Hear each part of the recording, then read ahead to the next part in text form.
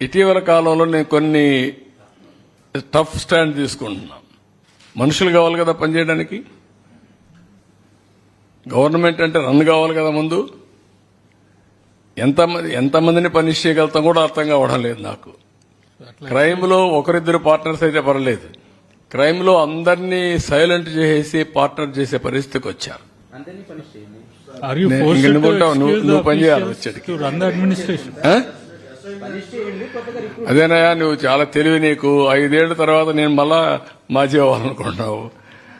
ప్రజలకు సమస్యలు పరిష్కారం. ఇప్పుడు ఊర్లో మస్కిటోస్ కుడుతున్నాయి, మందు కొట్టకర్లా. నేను 5 ఏళ్ల తర్వాత వస్తాను, ముందు అందరినీ పనిష్ చేసి రిక్రూట్ చేసి వస్తానంటే అవుతుందా? గుర్తుపెట్టుకోవాలి, 3 రాజధానులు ఏమైనాయి. కానీ పనిష్ చేసి తప్పు చేసిన వాళ్ళు వదిలిపెట్టను, కానీ పని కూడా కావాలి. రెండు బ్యాలెన్స్ ఉండాలి.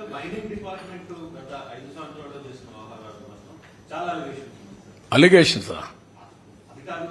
కాదే, అలిగేషన్స్ అంటే చాలా చిన్న పదం వాడుతున్నాం. అలిగేషన్స్ అని ఆరోపణలు కాదు, వాస్తవాలు కూడా కాదు. విధ్వంసాలు జరిగాయి, మామూలు విధ్వంసం కాదు ఇది. దాన్ని క్షమించడాన్ని నేరం చేశారు. ఎవరతను? ఎక్కడి నుంచో వచ్చాడు, ఊడిపడ్డాడు. ఇక్కడుండే ఆఫీసర్ కూడా పెట్టల హెడ్ని.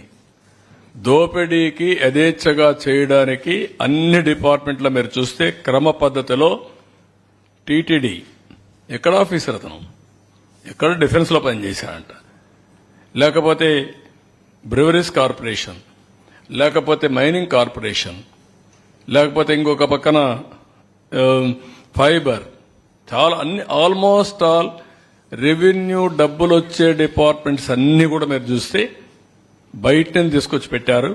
దోపిడీకి కోసమే తీసుకొచ్చి పెట్టి దోపిడీ చేశారు తప్ప ఇంకోటి కాదు.